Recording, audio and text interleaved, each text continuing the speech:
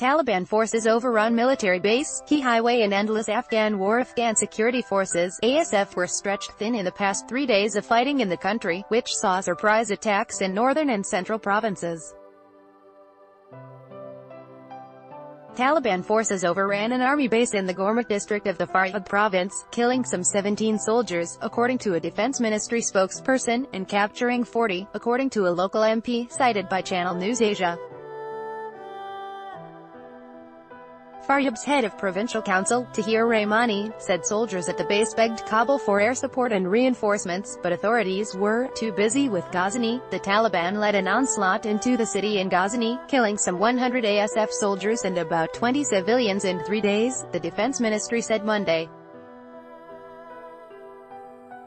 Afghan forces, with US and NATO advisors, said they retook control of the center of the province, which contains much of the highway between the government capital of Kabul and the country's second-largest city, Kandahar.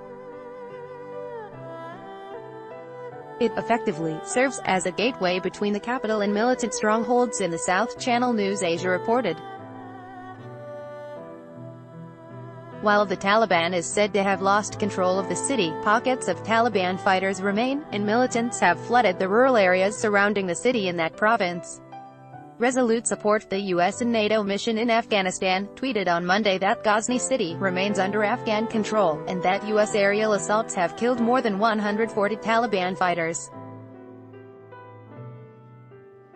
Taliban forces have not captured a major district center since the city of Kunduz in 2016, and experts believe the renewed push to do so may be linked to the Islamist group's quest for leverage in the event peace talks are held with the Americans, a possibility U.S. President Donald Trump has floated. According to a May 1 U.S. military report, the Taliban controls, influences or contests 43.7% of the country.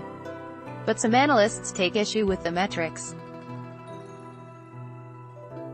For example, some areas listed as under control of the government are only occupied by government forces in small portions or centers, while the countryside remains the domain of the Taliban. In Ghazni, before the recent incursion, the governor was only able to travel safely from one government building to another in armored convoys. Bill Razio, a senior fellow at the Neoconservative Foundation for Defense of Democracies and editor of the think tank's Afghanistan-focused Long War Journal, told The Washington Times in early August.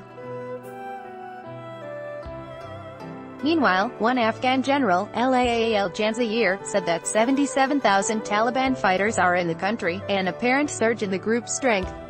In an effort to put an end to the 17-year-old conflict, the U.S. has been bombing the country at a rate that is unprecedented since the U.S. military started publishing data on its aerial campaigns in 2009.